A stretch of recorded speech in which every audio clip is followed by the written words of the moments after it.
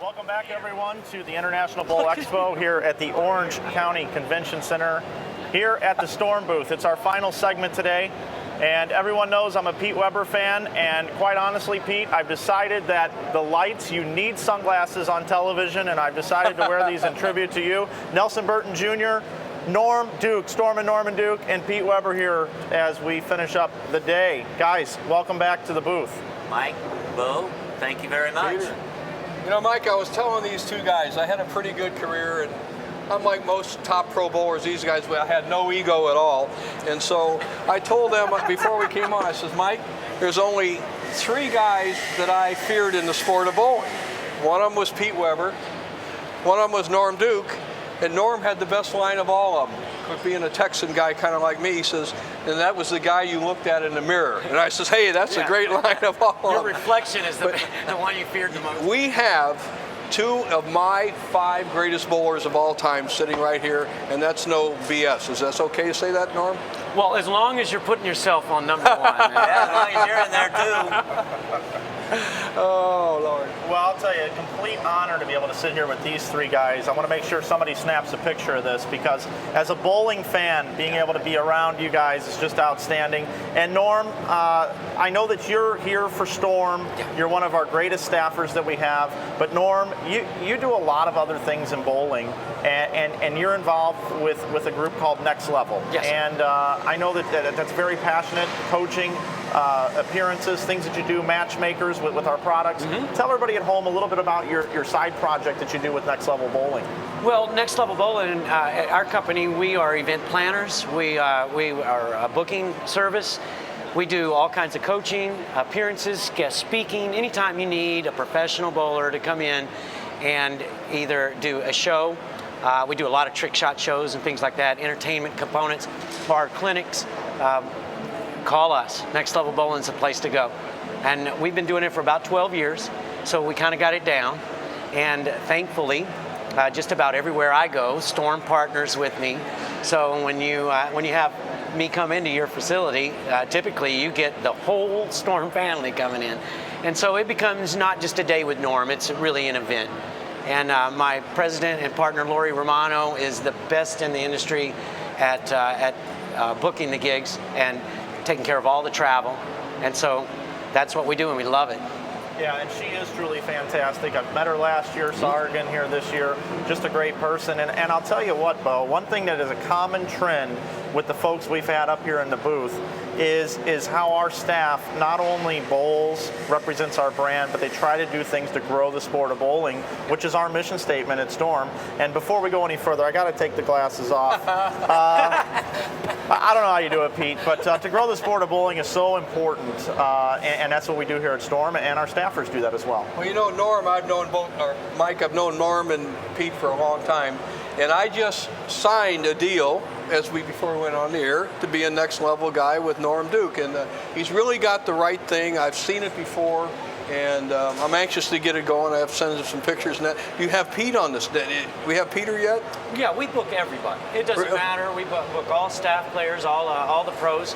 And, you know, we typically try and partner with the companies that they're affiliated with. That's the way to make it cost effective for your customer. Otherwise, they're on the hook for all of the expense money, and it's just too hard to make it work without the partners. So it's really important to bring in all of the associates. You know, Norman, my family's been in the bowling business in Texas and then in St. Louis.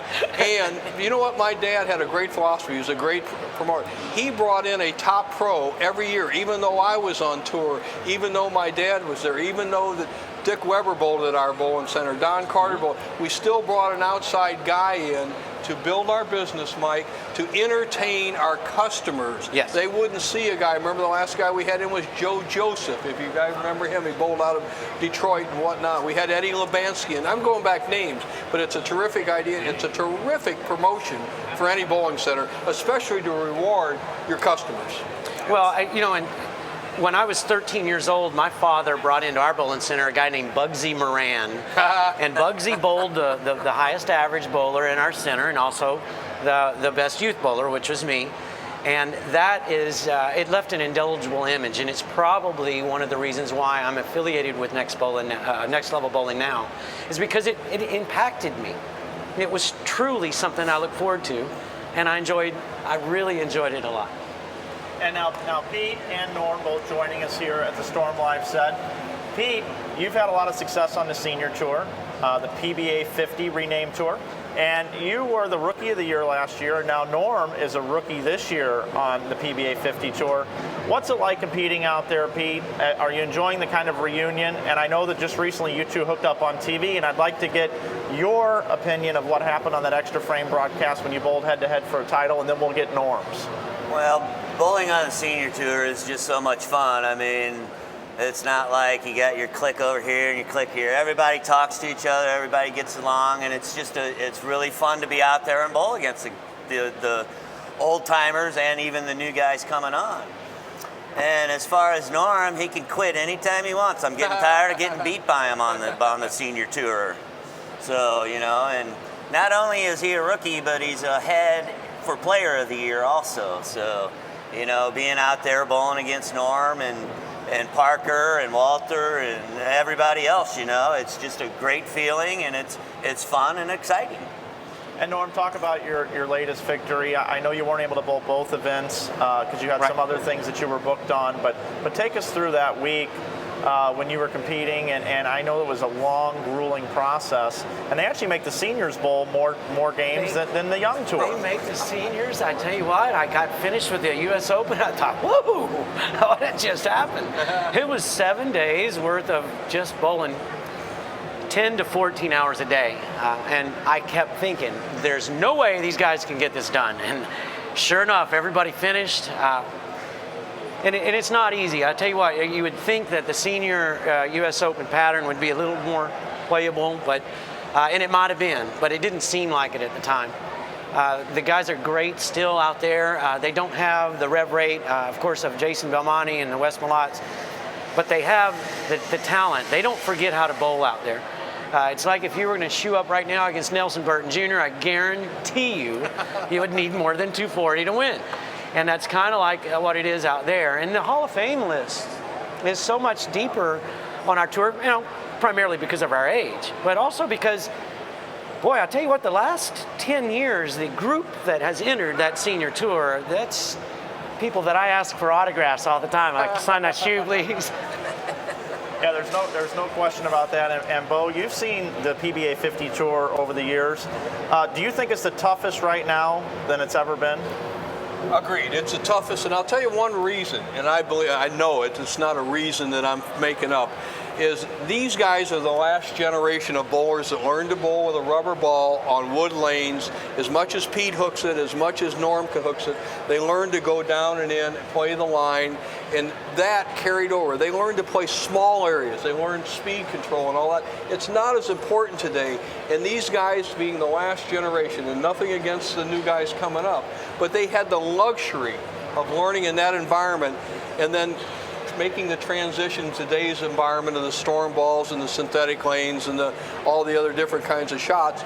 And I watch it on TV, and I watch some of these guys on there, and I says, where are the handcuffs? And somebody says, what is that? I says, they ought to put handcuffs on Norm and Pete. He's stealing from these guys. Now, granted, one of the greatest talents of all times, but two of the most versatile players of all time. You watch Pete hook the ball now. You may be a little bit too young, but I called the action in a bowling lane in North St. Louis where you won the term as an AMF house. I think it was North, whatever. North Oaks. North Oaks. All lacquer, burnout. Yeah. Pete Weber hooking the ball this much straight down the second arrow like a Don Carter or his dad. So these guys know how to bowl. They're in great shape and very, very entertaining. I mean, don't ever put them down. They still can really do it. And that video is on YouTube. I did watch that video most recently, and it was a great telecast. And North Oaks Bowl, being from St. Louis, just closed its doors this summer. So kind of sad news there. But they did, Pete. Oh, I didn't know that. So let's go down memory lane here for just a moment. I did prepare some notes for this segment. I did actually do a little homework. And I want to talk to Norm again here. And in 1994, you bowled a match at Landmark Lanes against a man by the name of Brian Goebel. And on that particular telecast, you had the beard working. And I remember that particular day, you bowled a 280 game. Facial fescue is what Jason Yeah, where is Randy? calls it. You bowled a 280 game, and I know you don't really like to talk about this too much, but it's just such an incredible match that I got to bring it up. He bowled against Brian Goebel, and when you bowled against Brian Goebel in that match, Brian Goebel had the first 9 strikes, and he had 280 left going into the 10th frame, and you threw all 3 in the 10th. And I'd like to know if when you threw those 3 strikes in the 10th frame, when you sat down, you looked like you knew you were going to win the match, even though Brian Goebel just needed the first hit in the 10th. And I'd like for you to talk about that. And I will preface this with, it will get better when we talk about 2 weeks later that year. Well, of course, what Brian did that afternoon, I mean, he had a shot at $240,000 in one ball. I have been bowling for 30 some odd years and done pretty good. I've never once had that opportunity. He didn't complete the task. He bowled 296, but prior to him throwing that first ball in the 10, like you said, I struck out to make him strike. I knew I had a chance to win. There's just that much pressure. $250,000. I choked for $10 against Nelson Burton Jr. And so I honestly thought that I had a shot at it, but you're also a fan sitting down. I want to see a man throw 3 in the 10th for $250,000. I wanted to see that as well. So it was kind of like a mixed emotion. And the fact that he did strike to beat me and did not get the $250,000, man, did that hurt. I'm like, what? I got to see the bad part, but not the good part, you know. Now, Bo, you were on that broadcast, and you were there firsthand to see it. And I remember you quoting Norm Duke during that telecast. You said, if you got the time, I got the money. No, you got the money, I got the time. Yeah, he made that up. Did you really say that, Norm? He pulled that right out of the bowl. Well, let me preface it all a little bit. I was born one generation before them. There was not even a PBA tour when I was Shelley Goodwin's age or something like that. So what we were taught to do is basically go into the bowling business, like Peter's dad and my dad and whatnot. But because there were no, quote, tricks, equal well gutter to gutter, there were no lane maintenance machines, a lot of heavy pins, and the scores were low. We bowled a lot of action. Right, a lot of action. And I'm talking for my own money. I'd almost be embarrassed to tell you how much I bowled for. I actually made more in one day bowling action than I ever won winning a PBA tournament. That being said, these guys here are still cut from that same blood. Norm Duke, he's the one that I told him the line. But I meant it. If you got the money, I got the time. This guy backed off from nowhere. Pete Weber backed off from nowhere. This is something you never saw on our ABC telecast. But when you toughen yourself up, and you guys can both talk about that, toughen yourself up the way I learned and the way you guys were taught. And unfortunately, going back again, Mike, none of the next generation has that luxury of cutting their, as Carmen Salvino, putting their tough teeth on and really learn it for your own bucks. When the entry fee for one game is not $400 for like a PBA tournament. The entry fee is $5,000, folks. You learned how to throw that bowling ball. And I'll talk to both of you a little bit about that. Go ahead, Mike. Here's what we'll do. When we come back, we're going to talk about what happened 2 weeks later. Norm got redemption, but right now Mike Fagan is standing by with a guest down on the showroom floor. Mike. I'm here with 2 of our VIP Pro Shop owners, Amber from outside Waterloo, Iowa, and Marlon from Queens, New York. I wanted to talk to you guys a little bit about what type of bowling balls you're stocking up. I saw you placing some orders with your Storm reps. So what's your big purchase this summer? We ordered a lot of the Optimus. We've sold a lot of the Master line in our area, the IQs, but we think the Optimus is really going to be the hit ball for this year. Okay, that seems to be the consensus. And I'm coming from New York as well, Marlon, so I know some of the conditions that some of your bowlers face out there. So what's your big buy for this season? Well, we are definitely in a high friction area, being in the Northeast. So I was fortunate enough to get one of the Optimus balls early in the Matchmaker program, and I drilled it up with the switch grips and everything. And I had a staff member at our pro shop, Jimmy Vega Jr., throw it, and his first night out of the box, he went 846 with the ball. So that by itself has shown that it's going to be a popular ball with us. And I put an order in, and yeah, that's going to be a big one.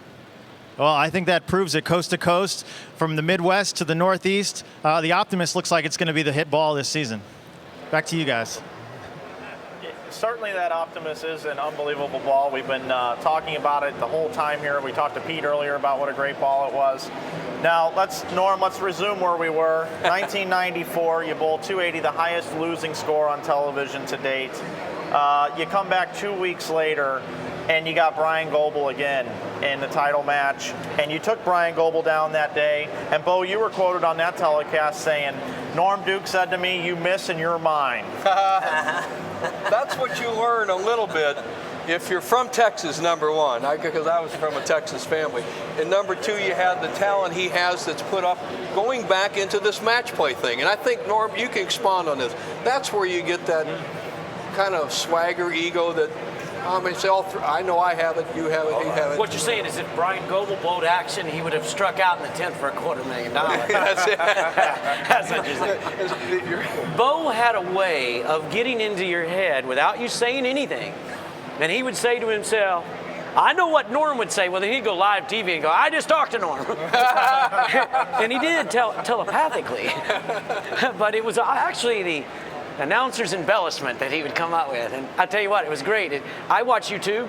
I go in there. I use that as a tool, so I get to hear Bo and all of his splendor up there. And I'm telling you, he's as good of an announcer as he ever was a bowler.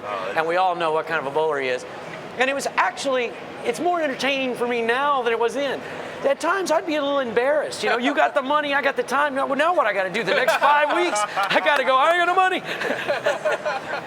So he got me in a lot of trouble. But now that I'm older and people are scared of me, now I get to enjoy that kind of thing. Thanks, Bo. Another cute little thing we did with Norm, we'll get on to Peter, because Peter's one of my favorite guys, is we had Norm Duke's stock pick of the week, folks. I used to Norm, tell him a little bit about that. We go back, and Norm Duke was making a bunch of money, and you got to invest your money. All of us teach our kids that and whatnot. So I had Norm Duke doing stocks, and he was an expert in penny stocks. Give me a little of the little rapport we had with that, Norm, every week. You know, David Ozio back in the day, we would. Back in the day trading days, we didn't day trade, we like minute traded. We'd do it for 10 minutes and then go play golf, something like that. No, I'm not, I'm much better bowler than I'm stock picker. I always knew when to buy, but I knew nothing about when to sell. You should have taught me that, Well, Bo. there's a know when to hold them, know when to... Yeah, well, you didn't teach me any of that. Timing was never something you really set me down on. Hey, Pete, let me ask you, you've been involved with so much in bowling, and to be honest, I personally believe that you're responsible for the reason that bowling is still going alive and strong. You're one of the major reasons. You're one of the most, I guess you would say, iconic individuals in our game. You've been on so many television shows. You've done things on a damn sports show. You've been in different movies and things like that. What's maybe one of your favorite moments that you've had visiting, a celebrity or going and doing something? As I know that you're nominated for an ESPY yet again this year. Yeah, I just found that out. Tracy told me yesterday that I got nominated for it.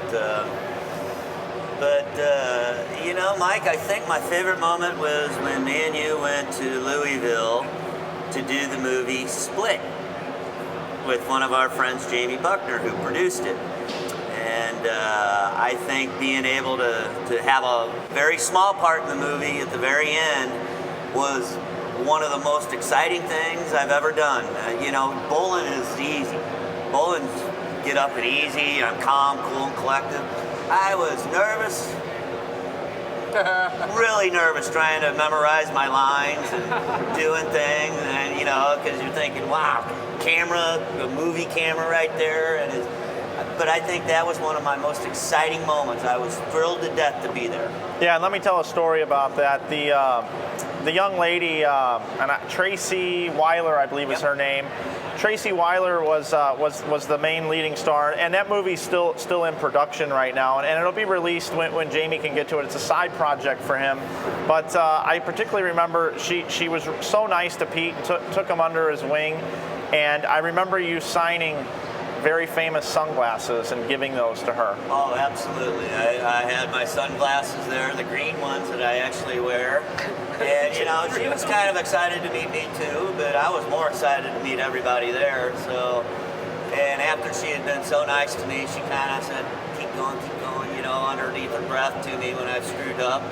But she was so nice, I just said I had to sign the glasses and give them to her right there. And I know she sent me a picture of it, and they're on her mantle, sitting right there, and I know they're not coming down. But those glasses were the ones that you used on television. Those are the ones I wore to win my 5th U.S. Open. Yeah, so pretty special memorabilia to be given away to that young lady. Made quite an impression on her, and that's the type of person Pete is. And that was a fun trip, and I have to let you tell everyone here where it was we stopped on the way home when we decided to grab some food on the way home. To have some food? Well, I'm not allowed to eat it when Tracy's around, so we decided we were going to have White Castle. White Castle. Yeah. So for those of you that know what White Castle is, it was Belly bombers. It was a fun couple-hour ride home afterwards. I think I need to go right now. Just talking about it. Sorry, Mike. Now, guys, let's pick on Bo a little bit here. We've been pretty nice to him for the most part. You know, and I'll start with you, Norm. You know, no matter what happened in a match, no matter what the score was, Bo constantly had to mention this thing about a tie. Every third frame, we have a possibility of a tie. Of course we do. If you both scored the same amount, we have a tie. That's kind of the rule. But it was like his moniker.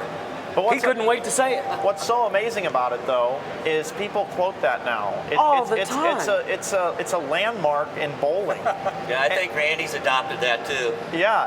And I got to be honest, in the little bit of broadcasting I do on the internet, I'm always mentioning ties, and it has a lot to do with you setting the precedent. So what happened there that made you always set up these ties? Well, I really believe in it, and all of us do. We keep score automatically. If you got strike, spare, 6 count, you know it automatically. We bowl all the time. We had 7-8 million people at home that didn't really keep score as well as you and I did in the thing. So I felt that the most important thing was to keep the average bowler attuned to the match. It's Mike Flanagan against Pete Weber, and here's the situation. I use that word a lot. Pete's ahead by 6 if Mike gets a strike. Well, that seemed to sink in to the general public, and we didn't like to, if there was a possibility, to go away from a telecast when 7th, 8th frame. And the luxury that Randy Pedersen doesn't have that I have is the scoring environment, as you guys know, was much, much lower back in then. I mean, shows averaged 196, 98. It was a competition. You didn't have the big scores like this. Nobody wrote in the newspaper, I can beat Pete Weber because he just won 100,000 shooting 189 game. I mean, a lot of tournaments you won, the guys were nervous. There's no pull area. 189 was a good game. Good game. There's no cheat. So it was easier to keep the audience attuned because every match was close. I told Randy, one of the greatest telecasts I watch, and I watch the show off and on, was when you won the U.S. Open. I'm going to say Randy would probably remember, you'd remember, about 3 years ago, where every match went down to 9th and 10th. The high game on TV was 220. You threw a strike, one of the greatest balls I've ever seen in sport of bowling, a strike, and I appreciate it because I know what you went through, how hard it was to get a strike, right, Norm? And remember that, in the ratings, that show were the highest of the year. Now, what I used to try to tell Tom Clark, and I'm not in their television, I'm not his business, is when you bring the scoring environment where it's competitive, and that's why I went back to the situation is this, the match is this, the possibility is tie, is to let the people realize this match is not over. Pete can win, Norm can win, stay tuned. And that's the business. Absolutely. Well, that's a great tip, and I think that it's phenomenal, and I'm glad that you did it because so many of us today will, you know, as a young person bowling, and I hear people out there in the field say it all the time, you know, they're bowling in their center against each other, they're practicing, or they're in a tournament, and they say, we got a possibility of a tie right now. One of my all-time favorites. And my second favorite thing with you, Bo, as well, that I know these guys know about, is ABC television always had the Professional Bowlers Tour on Saturday afternoons. And you referred to bowlers that were really locked in on that day as throwing their Sunday ball. Even though the telecast was on Saturday. What's the story behind that? Well, the Sunday ball is one that your father would remember, and for the older people at home, a lot of the younger people won't remember. But the old All-Star, BPA All-Star, is which your father won 4 times, and theoretically you have won it, although the name has changed 5 times, was won by a guy named Buddy Bomar. He's a great bowler out of Texas. He was my dad's close friend. But Buddy was not the Ned Day or the Andy Verapapa. He was a good player. And they bowled 100 games at that time, 100 games. And in the last game, in an environment where 205 average is going to win the tournament, he shot a 279 game and he struck in the 10th frame. And I'll never forget sitting home as a little kid. You probably had some of this too, Pete. You were around the great bowlers. He said, Nelly, he had that southern, you could do that Texan, Nelly, I got out in the 10th, I threw my Sunday ball. And that's where it came from. Buddy Bomar, the late Buddy Bomar, that's the deal. You know you're a great professional when you can basically tell everyone at home that the bowlers are using their Sunday ball on a Saturday telecast. That's a true spoken Hall of Famer. Hey Norm, I got to ask you. You've thrown a lot. I've never missed on Sunday You've when never... he was doing the shows, because you'd replay it in your mind, and you'd always do a better job on Sunday. That's right. That's what I thought you meant. Bob. No, it's a Buddy Bomar. I thought it was like you dream ball. Buddy Bomar. Did you ever meet Buddy Bomar? No, I've heard more about Classic Buddy guy. Bomar than I heard about Dick Weber when I was growing up, because he was notorious for punching the spares off, and not shooting the 10 pins. So That was a pin boy, though. Yeah, but if you left the 10 pin, he'd punch that thing off, so No, but that's where the Sunday ball. get him the first time. Norm, I know that you've thrown a lot of different products over your career. You're kind of like a baseball player that switched a bunch of different teams over their Hall of Fame career. Sometimes you'll see a professional athlete stays with the same team. Sometimes they move around a little bit. You came to Storm how many years ago? About 7 years ago. About 7 years ago, and you've stuck here.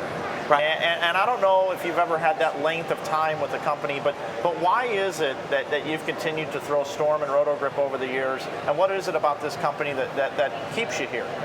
Well, I've known Bill and Barbara for a long time, a lot longer than the 7 years. And we've talked about staff contracts many, many times. And Bill and I have had a couple of conversations where we both agreed now's just not the right time. Either I was busy with some of the endeavors that I had. Maybe Storm had just signed a couple of new players. But we both agreed that it wasn't the right time. And then one day, about 10 years ago, I went to him and I said, you know what, this is the perfect time right now. And for a couple of years, they were unable to do it. Just too many, they were growing so fast. It was hard to make room for me. And I just told Bill, I said, Bill, I've chosen you. And I'm going to throw Storm, and it's going to happen with or without a staff contract. And then Dave Sims called me 2 years later. He said, Norm, you're winning everything. I'm embarrassed. I got to sign you. And so that's really where it came, as I went on and displayed that I was very capable of winning with the best products on the land. And I think that everybody knew that it was going to be an eventuality.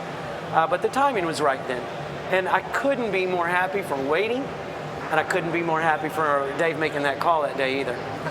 They're my family. Storm is absolutely my family.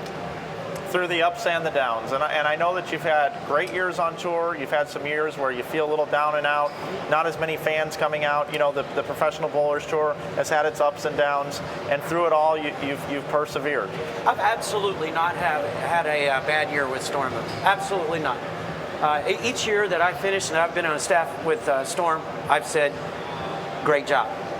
Great job. Now, I can't say that with any of the other companies I was with. So that's a testament to the type of bowling equipment that they provide for us. I would tell you a story that I'm absolutely getting away from our program a little bit. I'm going to tell you Pete Weber's story, and I want all you people out there to hear it.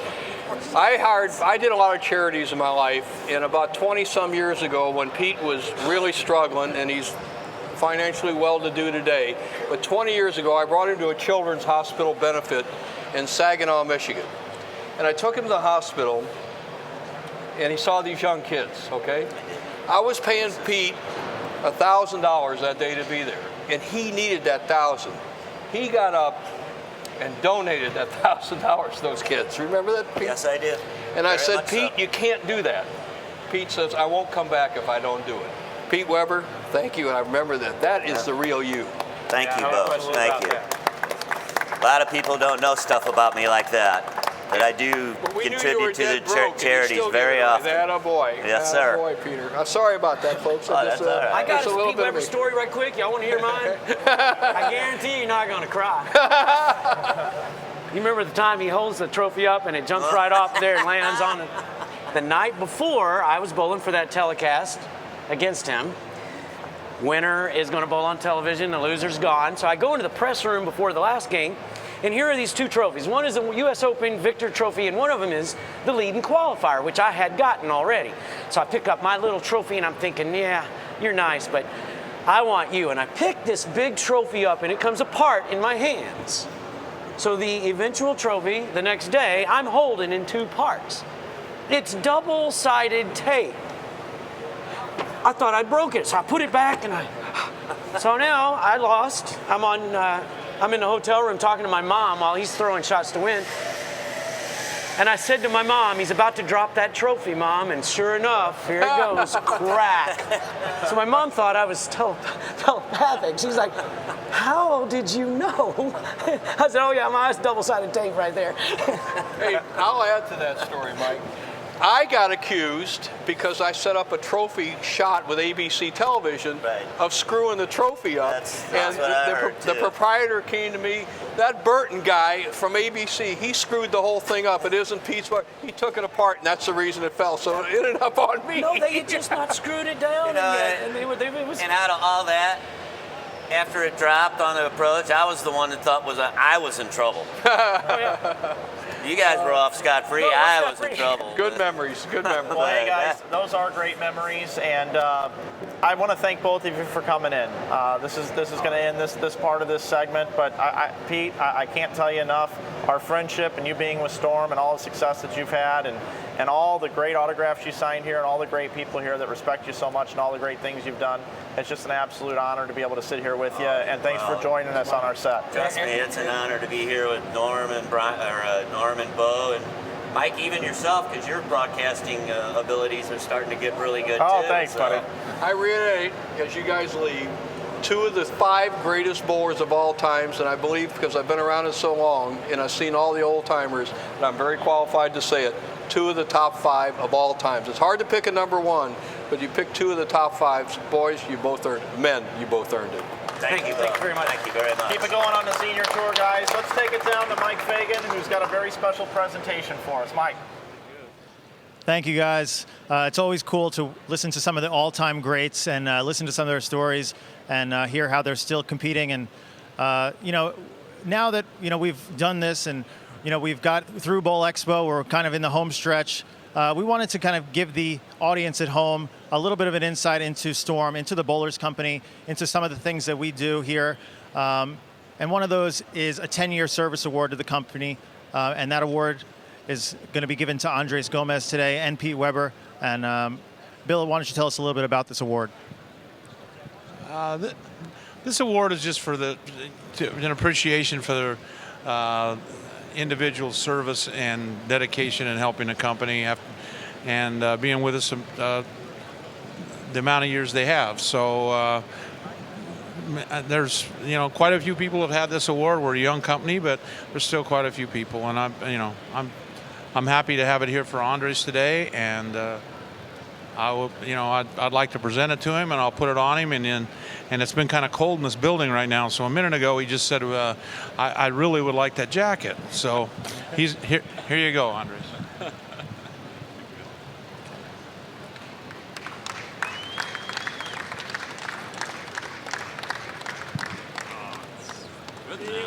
Thank you. Very nice fit, too. Andres, come in here for 1 second. So tell us a little bit about your career and how you started with Storm. Well, it goes back to about late 90s to early 2000s when I had the opportunity to bowl tournaments like High Roller and the Eliminator. And I got to meet some of the people at Storm. A lot of people helped me. Got Tim McGrath right next to me. He was one of the first people that helped me.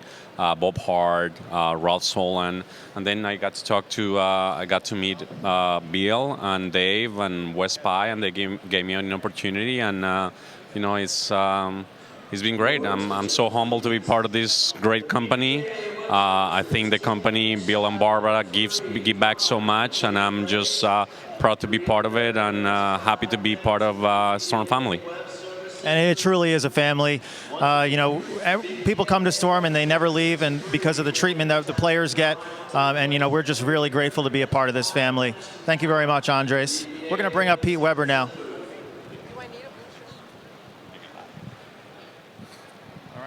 You want me to take this? It's okay, I'll hold on to it. Okay. No problem. Pete, come on in. Come on in. Here we go. Pete is obviously one of the most accomplished bowlers of all time, but definitely the most accomplished storm bowler. He's been with the company since almost the inception. Why don't you tell us a little bit about how Pete got his start with Storm, Bill? Well, actually, Pete got his start with Storm in actually in 1996 tour rep that we had. Brian Berg, I believe, was trying to get Pete to use a bowling ball of ours, and he talked him into using it, and Pete was pretty successful with it. And from then on, in 1997, first of '97, he signed a contract with us, and he's been with us ever since, and been a very big part of our company's success and in getting the company started. And the Weber name has been, very, very, very, very good to Storm. So. I love Pete, and I really appreciate all he's done for us. And this is a award. This is a jacket for him for his service, and it isn't really a 10-year award. It's just for his service and his help and what he's done for the company. So. Great. Thank you, Bill. All right, let's put that jacket on Pete. Pete's had a few jackets put on him in his career. They're usually green, but. Number one, right? All right, step in here, Pete. Pete, is there a few words you'd like to say about Storm? I know they've been, your support system throughout the years, and they've been a great company to all the players. What makes Storm so special to you? Well, first of all, they offered me a contract when no other ball company would. Bill and Barbara have been just tremendously super cool to me through my 17 years with them. Got to travel with Bill through Asia and Japan, Korea. They make the best bowling balls in the world to bowl with. The whole Storm family is just really cool. You couldn't have everybody in the business or in the company as a bowler, so we know we're getting good quality bowling balls when they come out. And besides that, if you can't be with Storm, then you shouldn't be with anybody, because Storm is number one all the time. I agree, and I look forward to putting on this jacket one day. I want to thank both of you guys and Andres for joining us today. And, we definitely we appreciate all that Storm does, and it makes our jobs so much easier. Thank you, guys. Thank you. All right. Thank you, guys. All right. Welcome back, everybody. What a cool presentation that was, Bo. Yeah, well deserved. Part of that Pete Weber story I told 10 minutes ago, but I've known him, and I said this word yesterday, the embryonic stage, when he was, the last of the Weber children being born, and just a super guy, super bowler, and he gives so much back. But that little story I told there is just emblematic of what Bill Chrisman said about his performance with Storm, and you can't find a better guy. No, bowling icons leave the set for that presentation. Norm Duke, Pete Weber, we want to thank them for joining us. And now broadcasting all-stars is what I'll call them, join us now. Jan Schmidt, who is a PWBA champion and also did some play-by-play and color, which isn't all that easy to do, joins us now from Epic. And also Randy Pedersen, who's done the 4 keynotes today. Hey, guys. Hey. Hi. Excited to be here. Yeah, I figured, if I was tired at the end of the day, I'd just put all professional broadcasters up here, and I would just take the ears off, and I'd just run out of the booth. So I might just do that on you, Randy. And never have to worry about filling time that way. I've always wanted to work with Randy, so hey, go ahead. We'll go at it. Finally. Yeah, this is finally. perfect. Yeah. So Jan, let's start with you. Obviously, I'm a huge fan of bowling. We've talked about that over the last 2 days, and you were on the last telecast for the PWBA tour. And I still watch that back sometimes and just get really teary-eyed. What have you been doing since you've left that position? And you're still in bowling, so tell everybody kind of what's been going on. Still in bowling, and I will say, Mike, there were 2 really sad broadcasts in my career, and one was the week after 9/11, and the second was the final PWBA show, which we hoped at the time was not really the final, but so far it is. Hopefully, you never know. But since that time, I was fortunate. I worked with WIBC, stayed in bowling there, and then worked with the United States Bowling Congress. And after they made transitions and then eventually went to Texas, I was fortunate to find Epic Creative, and Mr. Jim Becker hired me, and I've been a part of that team ever since, which led me back into bowling.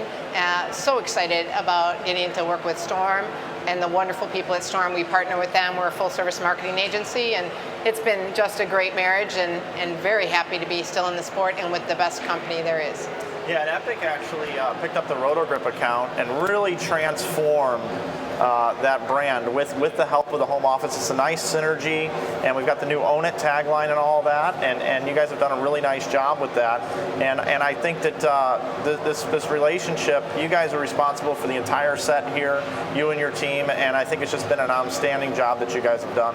Thank you. And you know what, though, I want to say, we couldn't have done it without all of you, Chris with Rotogrip, and Roger, Hank, you, Matt, Dave and Bill, Barb, everybody has been just tremendous and contributed a great deal. So it's been a joint effort, a very great team effort. Yeah, it's been fun working with you. And Randy, those 4 keynotes, buddy, you really hit them out of the park. You did a really nice job on those. And man, how cool were those? I'm sorry, what are you referring to? How were your? How were those for you? Did you have one of those that stuck out to you more than one or the other? I mean, they were great. You know, anytime you can work with the best in the business, it's always going to be a home run. And you know, it's not.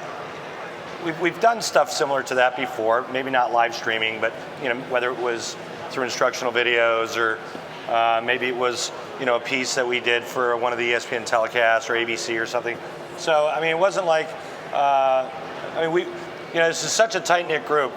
And so anytime you get to work with your friends, it makes everything flow, and it makes everybody's job that much easier. I will tell you this, if Tim Mack's ever in town and I've got a home project I need done, I don't think I'm going to be calling him. You have a better, you probably have a better chance with his wife than with Tim Mack. Timmy doesn't look like he could screw in a light bulb. Hey, Bo. Pretty good, huh? Bo, you had a chance to watch what Randy was doing out there, and what did you think of our 4 presentations over the last couple of days? Well, I had to stay tuned for most of them, and I've alluded it while we've been on the air here, as I'm still an avid bowler, as Randy and I converse quite a bit and whatnot, and I bowl 4 or 5 days a week still. People say, why do you stay in pretty good shape? The Lord's gave me some pretty good genes, but I throw a lot of bowling balls down there. And if you're bowling 40, 50 games a week, you basically going to still have some sort of an ectomorphic figure. So I stick with that, but I had to learn from Randy. I'm still one of those guys, drill 3 holes in a ball and just hope it works. Well, it's a new deal, and what he brought out there is something that I think all league bowlers need to know. You know, you can deal with the professionals. Randy gets what she needs, Jan. You have Michael Fagan, Jason Belmonte. They're at the tip of the iceberg. They have the Chris Schlemmers out there to help them. But guys, even as close as I was to the tour, I don't know all the quote tricks to make it work. And what Randy did in that segment is absolutely so beneficial to all the bowlers that buy your product. Absolutely, and I'll tell you what, speaking of people that buy our product, Mickey Luongo from the Northeast, they've had a few guys wanting some shout outs here on the air. So I gotta say to the great guru, Gary Parsons, and also Country Alfonso, but more so Gary Parsons because he's from Washington, D.C., and he says that he is so old he may have even drilled a ball for Babe Ruth. He can't remember. So anyway, a shout out to those guys. Jan, obviously you're part of the Storm team now. You're part of Rotogrip. You're part of the Epic team. What do you think of this set here, and what all went into putting this on? Wow, you know, a lot more goes into it than you might think, obviously. But we, custom racks to showcase all the balls, and this set here, all the design work and a lot of work back and forth with you, Mike, in terms of how this would work for having 4 people in conversation and all the electronics and cameras. And it's been months and months of work between both of our teams, as you well know, and coordination that you did of all the talent to come up here. And it was a big effort, and I love it. I think it looks great. I think it was set you apart from a lot of the other booths here, and really stands out. And we've had a lot of people watching this online, and people at the show have come and sat and watched. So I think it's been very beneficial, very knowledgeable, a lot of knowledge transferred to people, and a lot of fun. I mean, that last, I mean, maybe Tim can't use a drill, but he can sure do some comedy, because that was hysterical. We were all sitting out and learning at the same time. Doesn't get any better than that. I was scared. Hey, you know, you guys, all three of you have called bowling, professional bowling in some way, some shape, some way, some form. And I got to ask you, going around the table, and we'll start with Randy and work this way. What's the most emotional moment that you've had producing, you know, and commentating on professional bowling tour? Wow, the most emotional for me personally. Wow. I know there was one or two where I got choked up calling the action, but I can't. I specifically remember Tony Reyes. The Tony Reyes, yeah, we did our piece on Tony Reyes. That was pretty tough. You know, that was pretty tough. I mean, you know, Bo, obviously, you know, we've lost a lot of great people. Not to you know, forget about the bowling aspect of it. I mean, we've lost a lot of great people over the years, and unfortunately, that's part of life, and it's going to continue. You know, Tony was a unique guy, and there was a lot of people that were really close to him, including myself, and that was tough. That show was pretty tough to kind of get that out. You know, that was pretty emotional for me. Yeah, I specifically remember that one, and we've had a conversation about it. You know, that one just kind of comes to mind, Jan. You know, I alluded to it at the start, and I don't want to go to a negative here, but you know, the 911 a week after that, and I had ESPN wanted a certain way that should open, so I had to come on air with the flag behind me and just do a solo of, you know, what had transpired and how we came in there and acknowledge all the rescue workers and simply extend sympathies to the families and the God Bless America type of thing. And that was incredibly hard. And throughout the show, because we continued to talk with Kathy, I think Kathy Dorn-Lizzie was my partner in that event, and we talked about the trials and tribulations of, do we continue, what do we do, the week before, because an event was actually going on, and we had a lot of criticism about continuing.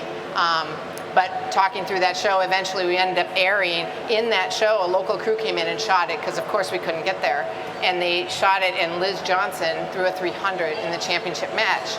And the people that were there said, "Oh my God, this was the right decision. You brought us some joy in such a sorrowful time." And at the same time, Travelodge, who was our partner, there was a $50,000 bonus for 300, but it had to air live in its entirety.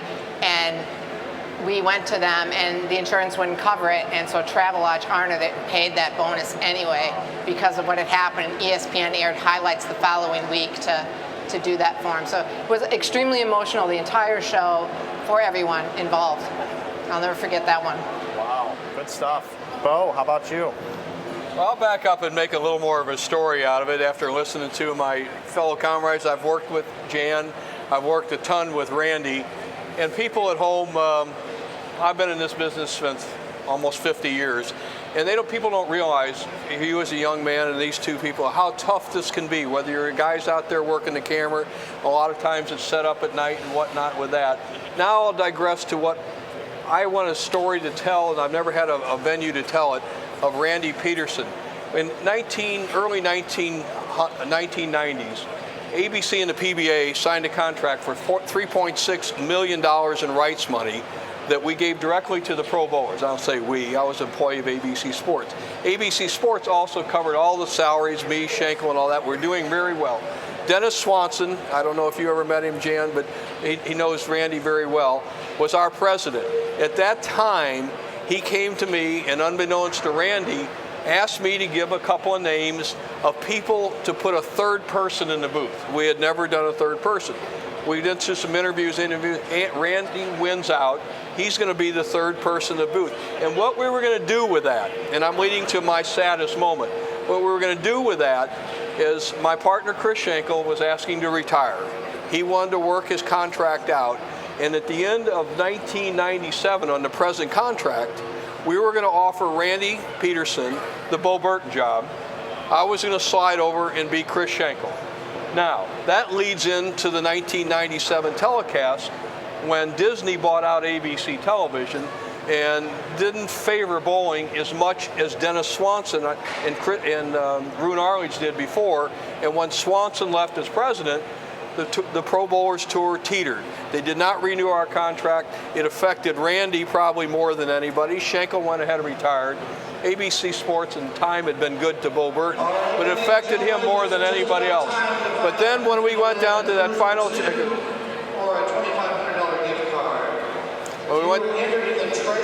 we went down to that final telecast in 1997, and it affected more people than you think. It didn't. Randy never even knew it affected him like that. Okay. And so I was very sad to see Schenkel retire. I was not really that sad to see Bo Burton, who was fairly young, to go forward. But I was even more sad for a young, excellent announcer who has developed into be one of the best announcers in all of television, not to have the opportunity I have. That was my saddest day in broadcast television. Story that not many people know, and Randy didn't know it at the time. Well, let's flip that frown upside down and let's talk about one of your favorite calls of all time. And we'll go the opposite direction. Bo, one of your favorite calls on television. My favorite call is one of my favorite guys, and it was, I'm an Army guy. I went in the service. I served in the Army for a few years before I came on tour. And one of my fellow camaraderies is Johnny Petraglia. And when Johnny Petraglia had a chance to change his life and his family life at the PBA National, when we offered $100,000 for a 300 game, it was the most determined effort that you could ever see. And I empathized with, not as a friend, and I understood as a fellow military guy. Johnny had spent 2 years in Vietnam. Johnny was a tough boy, still is, even on the senior tour today.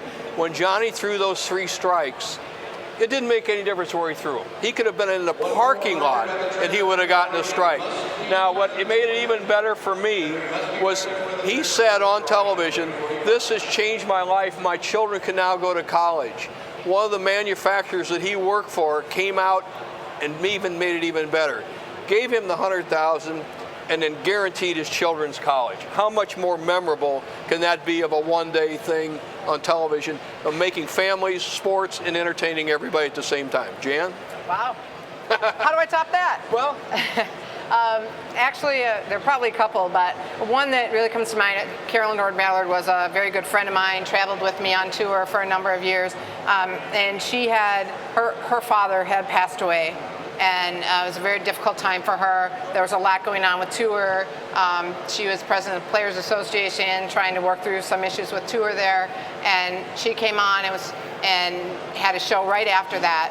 And she was in the championship match. And I don't know, it was emotional, but it was a great announce time for me, because Carolyn ended up winning that match. And I guess it's not a full story here to talk about it, but as she threw the last shot that she needed to win the match and she got it, literally my headset, I'm speaking as I'm taking my headset off, so I'm jumping down, and like Kathy's sitting there going, "Oh my God, you're beating me and my sister before I am." And I was down on that floor before we got off air, because it was just so exciting to, when you want to come through, and I know she was doing it for her dad and she did it.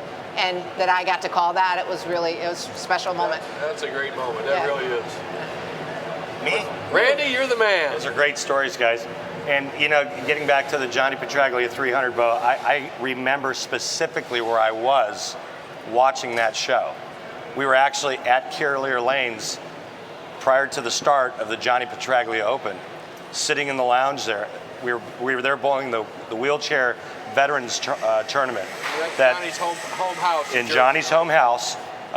Most of the wheelchair veterans, all former servicemen, and a lot of really good bowlers that bowled in that.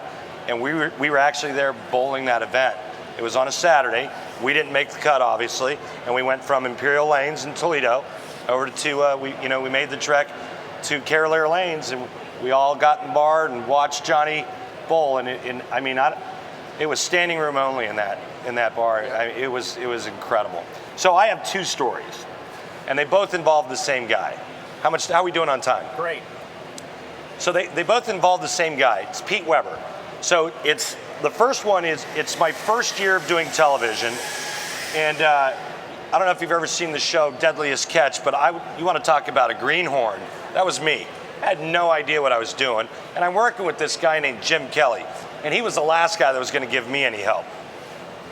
And I want to say it was show number 4 of the new PBA tour. It's the new PBA. And the first 3 weeks of the new PBA was brutal. The guys are averaging a composite 180 on TV. The lane conditions are horrible. And I remember one of the owners puts the call into the PBA and says, do something with the oil pattern. We go to Grand Rapids. We're on like Tuesday or Wednesday nights. I think it was a Tuesday night show. And Weber shoots 298.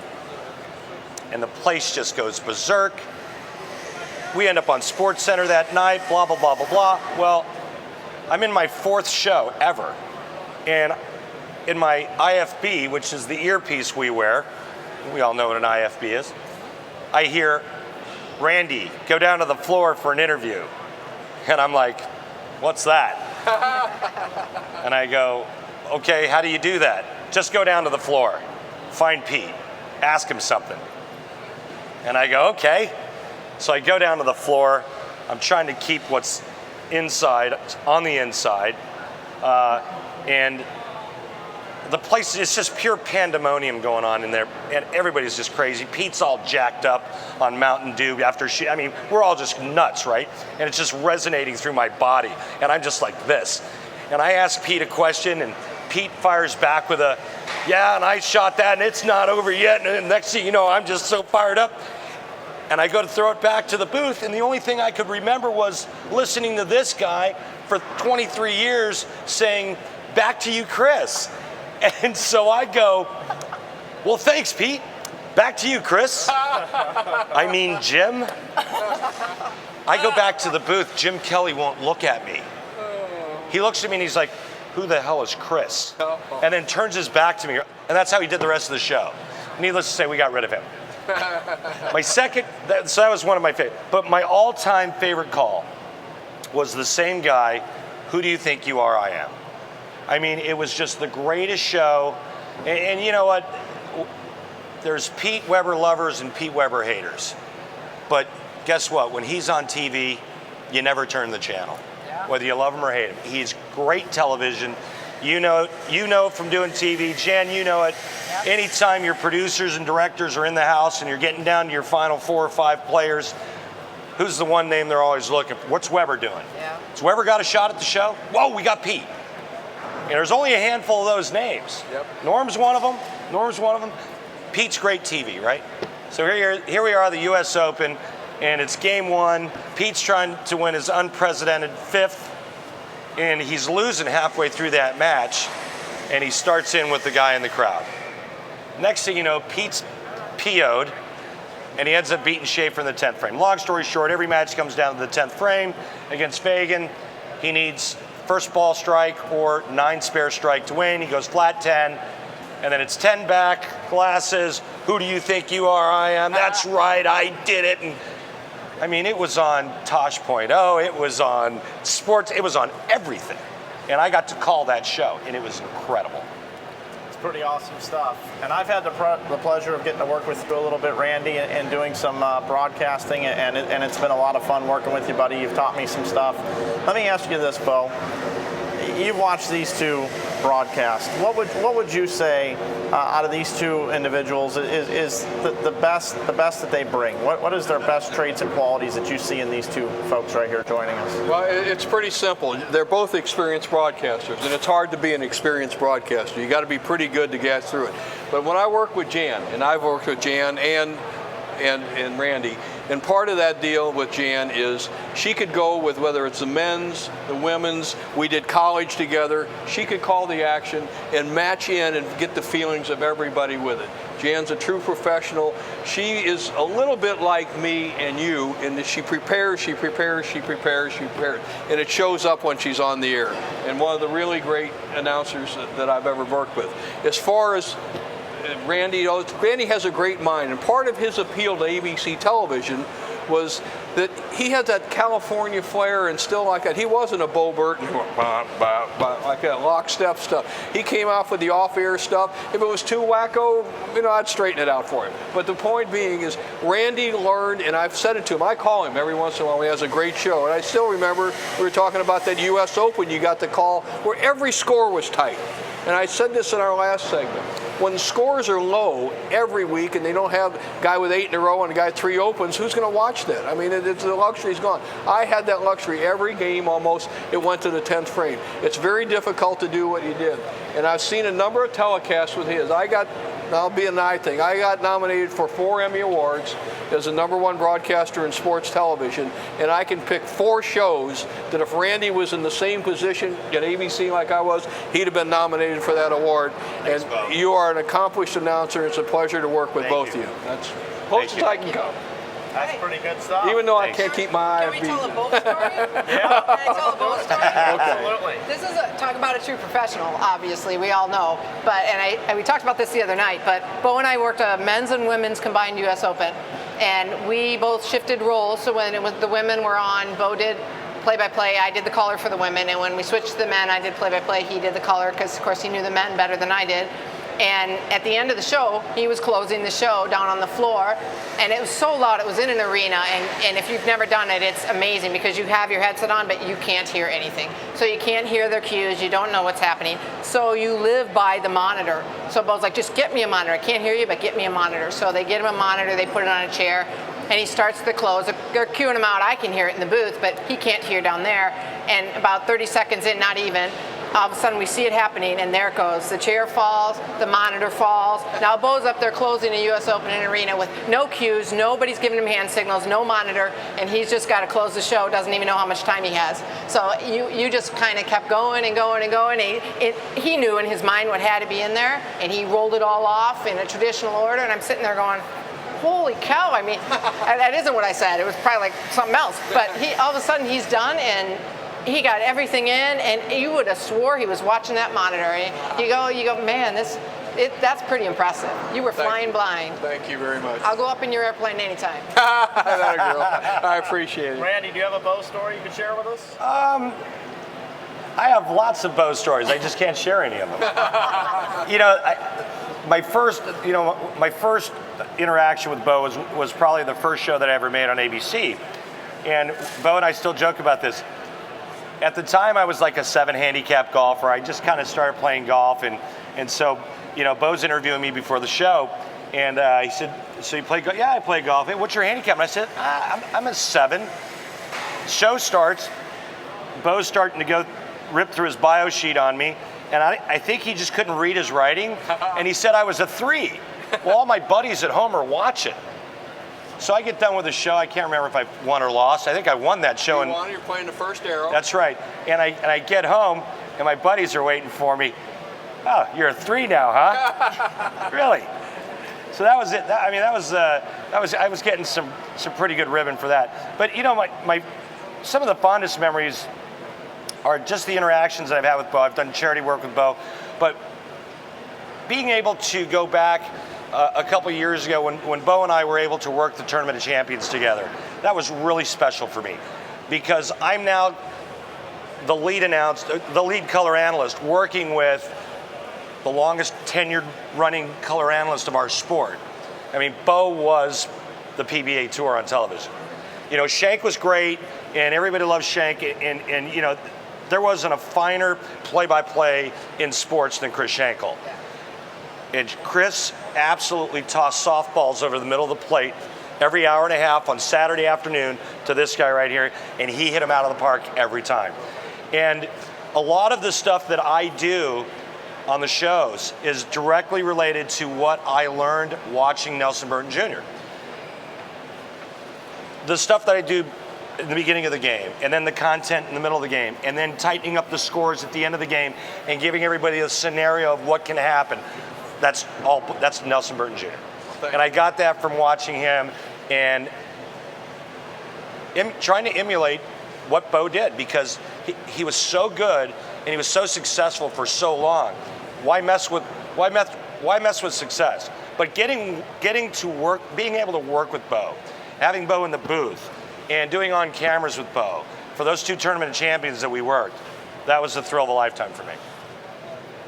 Well, those were some of the best shows of all, and I had a chance with Randy to do it. At that time, he was an accomplished announcer as he is now, so it made it easy for me. I was kind of opening the show there. Randy was carrying the whole show, and we had a unique show anywhere where Tom Doherty bowled a 100 game, and we had the 299 by Mika, and his fellow announcer thought it was all screwed up, and Randy and I took it as one of the great moments in the history of bowling to see somebody shoot 299 and another guy shoot 100. I says, we were around one of the most memorable moments in sports, and he called it that way, where everybody else wanted to call it a negative.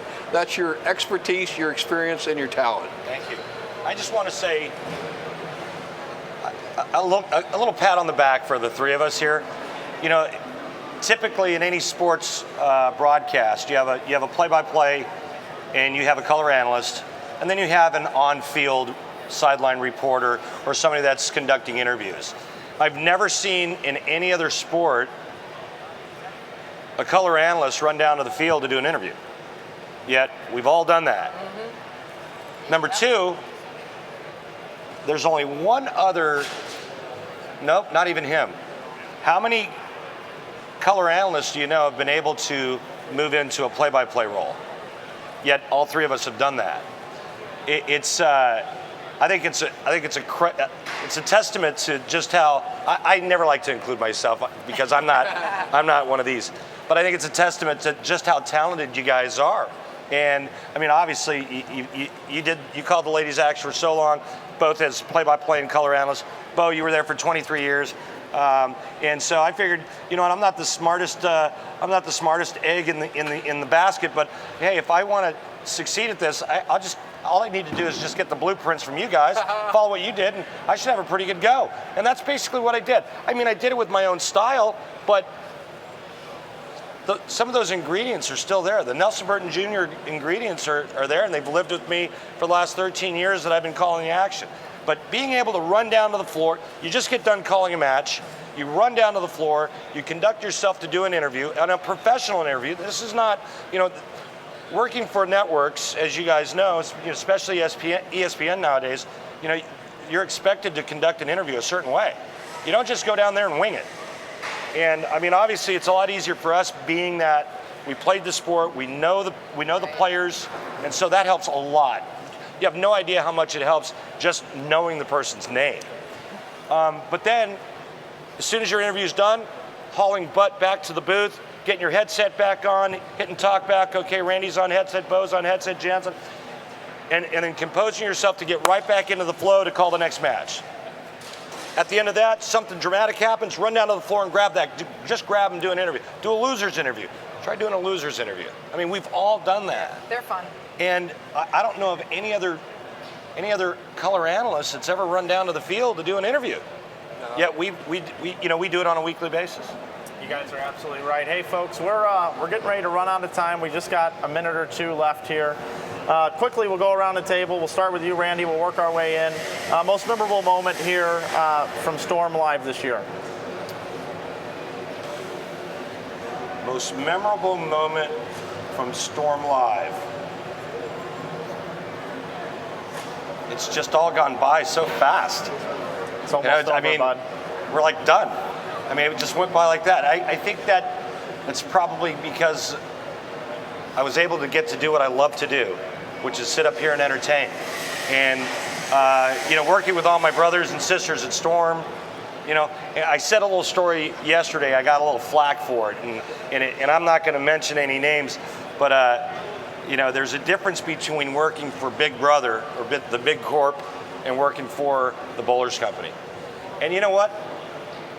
I'm not going anywhere until they get rid of me. Anytime I have an opportunity to work, I mean, Somoff and Schlem and the RSMs, I've worked with everybody in this company. I've worked with every RSM at Storm. I've worked with everybody at R&D. Where's Victor, the mad scientist? I mean, Hank Boomers, Hank gives me lessons. Hank videotapes and gives me lessons.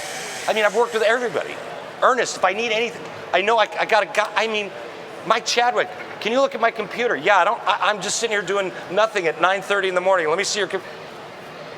And that's what it's like working for this company. And as long as they'll have me, and I can stand on 2 feet and still get words out and possibly throw a bowling ball down the lane, they're not getting rid of me. Jan? They'll keep you even after you can't stand. You'll be all right. I got what sticks in my mind was Tim trying to work with that drill. But beyond that, I think as a memorable moment, what I took from this in getting to watch almost all of it and hear a lot of it was that no matter who was up here and what was happening, it was the Bowlers Company up here, and with Bill and Barb up here, and everything everyone said, everything they do is for the bowlers, and how united they came across, everybody working together, nobody feeling superior to anybody. I thought that was just tremendous, and Mike, I think Mike and Bo both did a great job in leading this all the way through, and Randy on all the keynotes. It was an honor to watch it. Well, thank you. Well, for me, this is a new experience, Mike. I'll congratulate you on your professionalism. Storm has hired the best professionals. But if I take the one moment that I cherish the most out of it, was Hank Boomershine and the Chrismans giving me the opportunity to bring what I believe to this telecast. And if you watched yesterday, it was the young youth bowlers telling them about the collegiate program. Obviously, Storm helps them out, but they help out, I don't know, Barb Chrisman told me they have 547 schools. I don't know the number, but that wasn't the point. It's that they allowed me to expose the young talent, the future of the game, and something that means a lot to me. The bowling has been sensational to me, the Burton family. I'll never forget that little black bowling ball gave me a start. But the crew here, the professionalism of doing my first, what would you call this, Jim? Webcast, telecast, whatever it is. It's as professional and as good as it can be. And I am absolutely so proud of you as a young St. Louisan and the great job you did, Mike. I'm sincere. Thanks, bud. Well, before I say my closing statements, I think it's important we bring up everybody that works for Storm, bring them up here on the stage. All the yellow shirts, get up here. We want to show you the whole team has been working behind the scenes up here. Yellow shirts, get up here. Everybody just got to stand around. We'll go to a wide shot here. Everybody just got to stand around. Suck it in. Those are tight. Come on, Jim, Mac. I figured I'm not that big, so I don't need to stand. Say wide shot, Steve, I need that one by ourselves. All the yellow shirts.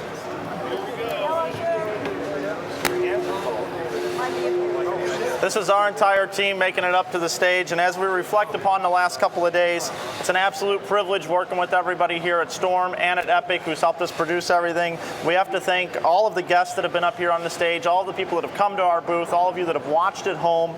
We also want to thank all of the co-workers that we work with here at Storm, the young people that joined us on this broadcast. I want to thank Michael Fagan for being an exceptional sideline reporter, working with Randy and Bo, and Chris Schenkel, Chris Schenkel. Every time I say Bo, I say Chris Schenkel, just like you, Randy. We got something in common, buddy. Jan Schmidt. Also want to thank the outstanding production crew, Jim, Charlie, Tom, Tim, Miles, Scott, Beth, Jan, Zach. Also today, bowling is the #1 participation sport in the world, and it's important to keep growing the sport of bowling. That's our mission here at Storm, is to grow the sport of bowling. And we hope that whenever you decide to buy your next bowling ball, your next accessory, that you check out Storm, Roto Grip, and Master. We love bowlers. We're the Bowlers Company.